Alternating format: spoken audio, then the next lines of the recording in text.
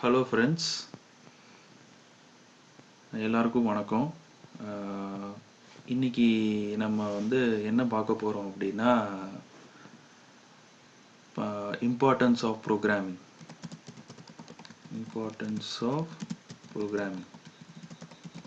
நான் ஏன் programming languages படிக்கணும்?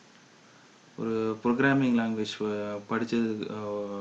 படிக்க போகிறதுக்கு முன்னாடி எனக்கு என்ன தெரியணும் அப்படிங்கிறதுல நம்ம ரொம்ப தெளிவாக இருக்கணும். அப்போ தான் ஒரு ப்ரோக்ராமிங் லாங்குவேஜ் படிக்கும்போது ரொம்ப கிளியராக நம்மளால் படிக்க முடியும். கடைசி வரைக்கும் அதில் நம்ம நிறையா விஷயத்தை கற்றுக்க முடியும்.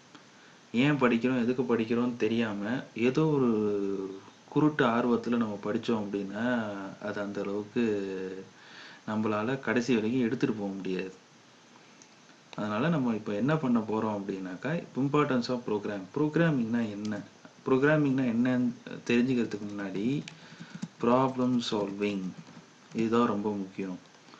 ப்ராப்ளம் சால்விங் அப்படின்னா, இப்போ ஏதோ ஒரு பிரச்சனையை எடுத்துப்போமே. இப்போது நீங்கள் காலேஜ் படிக்கிறீங்க. அந்த காலேஜில் பார்த்தீங்கன்னாக்கா டெய்லிக்கும் அட்டண்டன்ஸ் எடுக்கிறாங்க.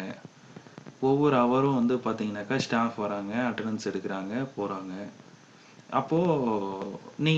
அப்போ அந்த இடத்துல ஒரு இன்ஜினியராகவோ இல்லை ஒரு ஸ்டூடெண்ட்டாகவோ நீங்கள் யோசிக்கணும், ஏன் டெய்லிக்கும் அட்டண்டன்ஸ் எடுத்துகிட்ருக்காங்க? இது ஒரு பெரிய ஒரு டைம் கன்சப்ஷன் இல்லையா? ரொம்ப நேரம் அட்டண்டன்ஸ் எடுத்துகிட்டு இருக்காங்களே. அப்போது ஒரு 100 பேர் இருந்தால் எப்படி உடனே அட்டண்டன்ஸ் எடுக்கிறது? ஒரு 1000 பேர் இருந்தால் எப்படி அட்டண்டன்ஸ் உடனே எடுக்கிறது? ஒரு 1000 பேர் எப்படி கவுண்ட் பண்ணுறது? ஒரு ஹாலில் ஒரு 1000 பேர் உட்காந்துருந்தா அந்த 1000 பேரோட டீட்டெயிலை உடனே எப்படி வாங்குறது? அதாவது ஒரு விஷயத்த ரொம்ப தெளிவாக நான் சொல்லணும். என்ன விஷயம் அப்படின்னா, ப்ராப்ளம், ஒரு பிரச்சனையை நம்ம ஏன் தீர்க்கணும் அப்படின்னு முற்படுறோம் அப்படின்னா, அது பிரச்சனை கிடையாது, அது ஏற்கனவே நடந்துகிட்டு இருக்கிற ஒரு சம்பவம் தான். இப்போ அட்டண்டன்ஸுங்கிறது எல்லாரும் பண்ணிகிட்டு இருக்கிற வேலை தான். ஆனால் அதோடைய நேரத்தை கம்மி பண்ண பார்க்குறோம். அது மூலமாக நமக்கு சீக்கிரமாக அந்த விஷயம் முடிஞ்சதால் நம்ம அடுத்த விஷயத்துக்கு உண்டான போக முடியும். ஃபார் எக்ஸாம்பிள், நான் அட்டண்டன்ஸுக்கு ஒரு சாஃப்ட்வேர் ரெடி பண்ணிட்டேன் அப்படின்னா 15 நிமிஷத்தில் நான் ஒரு அட்டண்டன்ஸ் சாஃப்ட்வேர் 15 நிமிஷத்தில் நான் மேனுவலாக அட்டண்டன்ஸ் எடுக்கிறேன். ஒவ்வொரு பேரையும் கூப்பிட்டு அட்டண்டன்ஸ் எடுக்கிறத விட என் சாஃப்ட்வேர் ஒரு 5 நிமிஷத்தில் எடுக்குதுன்னா 10 நிமிஷம் நான் கம்மி பண்ணியிருக்கேன்னு அர்த்தம். அப்படி தானே?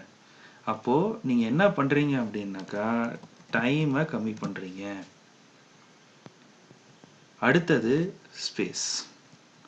நீங்கள் பண்ண போகிற சாஃப்ட்வேரு ரொம்ப கம்மியான மெமரி ஸ்பேஸில் இருக்கணும். இப்போ உள்ள ஜெனரேஷன்ஸுக்கு மெமரி ஸ்பேஸ்னால் என்னன்னு நான் சொல்லி புரிய வைக்கணும்னு அவசியம் கிடையாது. ஃபார் எக்ஸாம்பிள், நீங்கள் ஒரு ஆன்லைனுக்கு போகிறீங்க, ஒரு ப்ளே ஸ்டோரில் போயிட்டு ஒரு கேமை டவுன்லோட் பண்ணுறீங்க. அந்த கேம் பார்த்தீங்கன்னா வச்சுக்கோங்களேன், வெறும் 10 MB தான் இருக்குது. ஆனால் நிறைய ஸ்டேஜஸ் இருக்குது, நிறைய என்டர்டெயின்மெண்ட்டாக இருக்குது.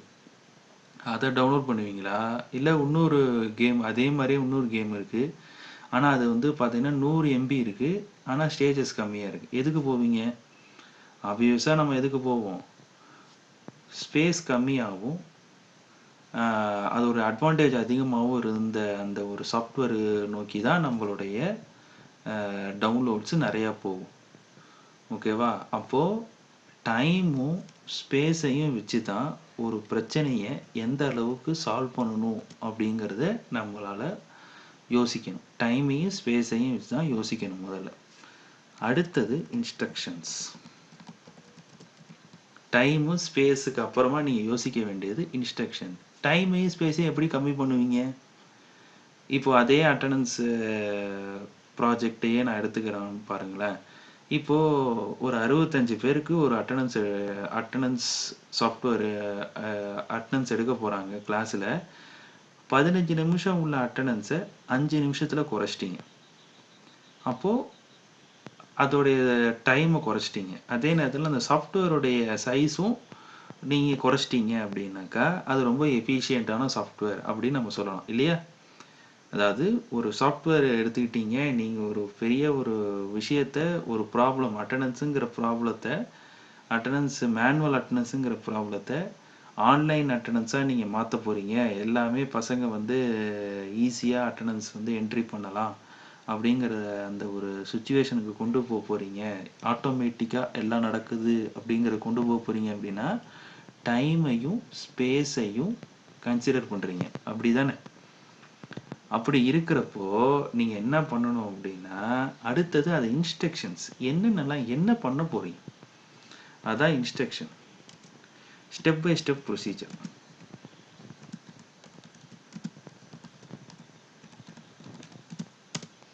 Step by step procedure. நீங்கள் நிறைய யோசிக்கலாம். ஐயோ இப்படி பண்ணலாமே, ஐயோ அப்படி பண்ணலாமே, நான் வந்து ஒரு புதுசாக வந்து ஒரு சாஃப்ட்வேர் ரெடி பண்ணுறேன், அது ஆட்டோமேட்டிக்காக எல்லாமே பண்ணும், இது நான் வந்து அடுத்தது வந்து நான் வந்து ஒரு இன்னொரு விதமாக நான் யோசிக்கிறேன், அது வந்து நிறைய விஷயங்களை வந்து அது பண்ணும் அப்படின்னு நீங்கள் நிறையா மைண்டில் நிறைய ஓடும். அதெல்லாம் வந்து பார்த்தீங்கன்னாக்கா முக்கியம் கிடையாது. நம்ம மைண்டில் எக்கச்சக்கமான விஷயங்கள் ஓடும். அதெல்லாம் ஒன்று சேர்த்து எது தேவை எது தேவையில்லை, நடைமுறைக்கு எது சாத்தியம் அப்படிங்கிறத ஸ்டெப் பை ஸ்டெப் ப்ரொசீஜராக நீங்கள் கிரியேட் பண்ணணும். அதான் இன்ஸ்ட்ரக்ஷன். இன்ஸ்ட்ரக்ஷனுடைய ஃபஸ்ட்டு ப்ரொசீஜரே அதான். இப்போதைக்கு அதே அட்டெண்டன்ஸ் சாஃப்ட்வேரே எடுத்துக்கிறேன். மேனுவலாக அட்டெண்டன்ஸ் ரெடி பண்ணுறாங்க. அட்டெண்டன்ஸ் ரெடி பண்ணி 1 by 1 அட்டெண்டன்ஸ் செக் பண்ணிகிட்டு இருக்காங்க. 15 நிமிஷம் ஆகுது. அதை 5 நிமிஷமாக நீங்கள் கன்வெர்ட் பண்ண போகிறீங்க. அதாவது 5 நிமிஷத்தில் என் சாஃப்ட்வேர் அட்டெண்டன்ஸ் எடுத்துரும் எவ்வளோ பேராக இருந்தாலும் அப்படின்னு ஒரு சாஃப்ட்வேர் க்ரியேட் பண்ண போகிறீங்கன்னா உங்களுக்கு என்ன தேவை, உங்களுக்கு என்ன வேணும், அந்த சாஃப்ட்வேர், அதாவது நீங்கள் ரெடி பண்ண போகிற அந்த சாஃப்ட்வேர் என்னென்னலாம் பண்ண போகுது, அது எக்ஸிஸ்டிங்க்கு சாத்தியமா, நடைமுறைக்கு சாத்தியமா, இல்லைன்னா அது ரொம்ப அட்வான்ஸான சாஃப்ட்வேராக இருக்குமா, எவ்வளோ நாளைக்கு என்னுடைய சாஃப்ட்வேர் ஆன்லைன் ஒரு யூஸ் பண்ண போகிறாங்க, நான் சொல்கிறத ஏற்றுப்பாங்களா, அது எந்த அளவுக்கு ப்ராக்டிக்கலாக பாசிபிள், எந்த அளவுக்கு சாத்தியம் அப்படிங்கிறத யோசித்து எல்லா கன்ஸ்ட்ரெயின்ஸ்லேயும் நான் சொன்ன பாருங்கள், எந்த அளவுக்கு சாத்தியங்கிறத யோசித்து எக்ஸிஸ்டிங்கோடைய டெக்னாலஜி நம்ம நடைமுறை தொழில்நுட்பத்துக்கு ஏற்ற மாதிரி யோசித்து நீங்கள் என்ன பண்ணணும், இன்ஸ்ட்ரக்ஷனை ரெடி பண்ணணும். முதல்ல என்ன பண்ண போகிறேன், அடுத்தது என்ன பண்ண போகிறேன், அதுக்கு அடுத்து என்ன பண்ண போகிறேன், இதை எப்படி நான் வந்து அணுக போகிறேன், இதை நான் வந்து எந்த அளவுக்கு முடிக்க போகிறேன், நான் முடிக்க போகிற ஸ்டேஜில் நான் என்னென்னலாம் பண்ணணும், ஆரம்பமாக உள்ள ஸ்டேஜில் என்னென்னலாம் பண்ணணும், இடைப்பட்ட ஸ்டேஜில் என்னென்னலாம் பண்ணணும், என்னை யார் கைட் பண்ண போகிறாங்க, நான் எங்கே போய் எதை தெரிஞ்சிக்க போகிறேன், எல்லாத்தையுமே ஒருங்கிணைச்சு ஒரு ப்ரொசீஜராக ரெடி பண்ணணும். அந்த ப்ரொசீஜருக்கு இடையில டயக்ராம்ஸ்.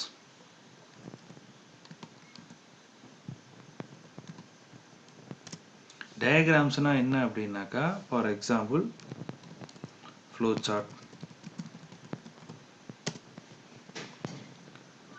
டேட்டா ஃப்ளோ டயக்ராம், இதெல்லாம் அதாவது இதெல்லாம் நீங்கள் படித்து தெரிஞ்சிக்க வேண்டிய விஷயம். ஒரு ஃப்ளோ சார்ட்னா என்னென்னா, இப்போ நீங்கள் ப்ரொசீஜர் இப்போ நீங்கள் எழுதிருக்கீங்க இல்லையா ப்ரொசீஜர், அது ரொம்ப தியரி, பார்க்க கதை மாதிரி இருக்கும். கதை யாருமே படிக்க மாட்டாங்க. ஃபார் எக்ஸாம்பிள் ஒரு நியூஸ் பேப்பரை எடுத்துக்கோங்களேன். அந்த நியூஸ் பேப்பரில் உள்ள ஸ்டோரியை யாரும் படிக்க மாட்டாங்க. ஆனால் ஒரு நல்ல ஒரு படம் ஏதாவது ஒரு இமேஜ் இருந்ததுன்னா அது அவங்களுக்கு பிடிச்சி போச்சுன்னா தான் அது பக்கத்தில் உள்ள அந்த நியூஸ் பேப்பர் உள்ள ஆர்டிகளே படிக்க ஆரம்பிப்பாங்க. அப்போது ஒரு நார்மலாக ஒரு கஸ்டமருக்கோ ஒரு யூஸருக்கோ எது ரொம்ப அட்ராக்ட் ஆகுது, படம், புரியுதா, இமேஜஸ். இங்கிலீஷில் நம்ம என்ன சொல்லுவோம், அதை இமேஜஸ் சொல்லுவோமா, அந்த இமேஜஸ் தான் அட்ராக்ட் ஆகும். அப்போது நீங்கள் பண்ணக்கூடிய இன்ஸ்ட்ரக்ஷனை அப்படியே இமேஜாக கன்வெர்ட் பண்ணணும், டயக்ராமாக கன்வெர்ட் பண்ணணும். அந்த டயக்ராம் அந்த இன்ஸ்ட்ரக்ஷனை ஈஸியாக புரிஞ்சிக்கக்கூடிய அளவுக்கு இருக்கணும். புரியுதா? அதுதான் ஸ்டெப் பை ஸ்டெப் ப்ரொசீஜருக்கு உண்டான அடுத்த ஸ்டெப். இன்ஸ்ட்ரக்ஷனுடைய அடுத்த ஸ்டெப் என்ன, நமக்கு முதல் ஸ்டெப் என்ன, நமக்கு ஃபஸ்ட்டு நீ என்ன நினச்சியோ அதை ஃபஸ்ட்டு எழுதுங்க தியரிட்டிக்கலாக. ரெண்டாவது அதை டயக்ராமாக கன்வெர்ட் பண்ணு. ஓகேங்களா? அது டயக்ராமாக கன்வெர்ட் பண்ண பிறகு அப்புறம் ப்ரோக்ராம்.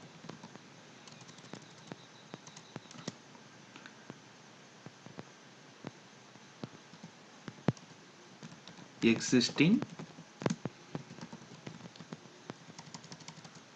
architecture னு சொல்லுவோமே, existing architecture or framework. இப்போ நீங்க முன்னாடி பண்ணது எல்லாமே என்னது, நீங்களா சொந்தமா எழுதி ஒரு டயக்ராமா கன்வெர்ட் பண்ணி வச்சிருக்கீங்க. இப்போ நாம அதை என்ன பண்ணணும், கம்ப்யூட்டருக்கு அண்டர்ஸ்டாண்ட் பண்ணிக்கிற மாதிரி இப்போ உள்ள தொழில்நுட்பத்துக்கு தகுந்தாற் போல ஏதோ ஒரு ப்ரோக்ராமிங் லாங்குவேஜில் உங்களோட ஐடியாவை இம்ப்ளிமெண்ட் பண்ணி காமிக்கணும். ஃபார் எக்ஸாம்பிள், எனக்கு வந்து அட்டண்டன்ஸ் சாஃப்ட்வேர் நல்லா தெரியும். அந்த அட்டண்டன்ஸ் சாஃப்ட்வேரை இப்போ நான் வந்து என்ன பண்ணக்கூடாது அப்படின்னா, அந்த அட்டண்டன்ஸ் சாஃப்ட்வேரில் சி ப்ரோக்ராமில் நான் வந்து இம்ப்ளிமெண்ட் பண்ணிட்டேன். என்னால் அதை வந்து பார்த்தீங்கன்னாக்கா அதை என்னால் ரிலீஸ் பண்ண முடியுமா, பண்ண முடியாது. ஏன் அப்படின்னா சி ப்ரோக்ராம் கொஞ்சம் ஓல்டரான ப்ரோக்ராம், அந்த அளவுக்கு இப்போ யாரும் யூஸ் பண்ணலை. சரி, C++ யூஸ் பண்ண முடியுமா, அதுவும் பண்ண முடியாது. அப்போது என்னுடைய இன்ஸ்ட்ரக்ஷன், நான் ஒரு ப்ராப்ளமை சால்வ் பண்ண போகிறேன், அதுக்கு இன்ஸ்ட்ரக்ஷன் ரெடி பண்ணிட்டேன், அதுக்கு உண்டான டயக்ராமேட்டிக் ப்ரொசீஜரை ரெடி பண்ணிட்டேன். இப்போ அடுத்து நான் என்ன பண்ணணும், எக்ஸிஸ்டிங் லேட்டஸ்ட் ப்ரோக்ராமிங் லாங்குவேஜ் என்ன, லேட்டஸ்ட் ஆர்கிடெக்சர் என்ன, லேட்டஸ்ட் டெக்னாலஜி என்ன அப்படிங்கிறத நான் தெரிந்து கொள்ள வேண்டும். புரியுதுங்களா? அந்த தெரிஞ்சுக்கிட்டதுக்கு அப்புறம் தான் நம்ம என்ன பண்ண முடியும், நான் தெரிஞ்சுக்கிட்டோன்னே அதை படிக்க ஆரம்பிக்கணும். இப்போ நம்ம லேட்டஸ்ட்டாக இப்போ நம்ம என்ன பார்க்க போகிறோம் அப்படின்னா பைத்தான் பார்க்க போகிறோம். புரியுது? எல்லாருக்கும் ஒரு கேள்வி இருக்கும், நிறைய லாங்குவேஜ் ப்ரோக்ராமிங் லாங்குவேஜ் இருந்தாலும் நான் ஏன் பைத்தான் படிக்கணும் அப்படிங்கிற ஒரு கேள்வி இருக்கும். அந்த கேள்விக்கு பதில் சொல்கிறேன் பாருங்கள். இந்த டயக்ராம் பாருங்கள். இந்த டயக்ராமில் வந்து பார்த்தீங்கன்னாக்கா இது வந்து லேட்டஸ்ட்டாக எடுத்த மே 2019 எடுத்த சர்வே. இதில் 20 ப்ரோக்ராமிங் லாங்குவேஜை வந்து லிஸ்ட் டவுன் பண்ணியிருக்காங்க. இதில் மேக்ஸிமம் யூஸ் பண்ணுற லாங்குவேஜ் வந்து பார்த்தீங்கன்னாக்கா பைத்தான். இதை எப்படி சார் வந்து எப்படி சார் வந்து இதை பைத்தான்னு சொல்கிறீங்க, மேக்ஸிமம் யூஸ் பண்ணுற லாங்குவேஜ் அப்படின்னா என்ன அப்படின்னா PYPL இண்டெக்ஸ்ன்னு சொல்லுவாங்க. ஓகேவா? PYPL இண்டெக்ஸ்னா என்ன அப்படின்னா popularity of programming language index. அதாவது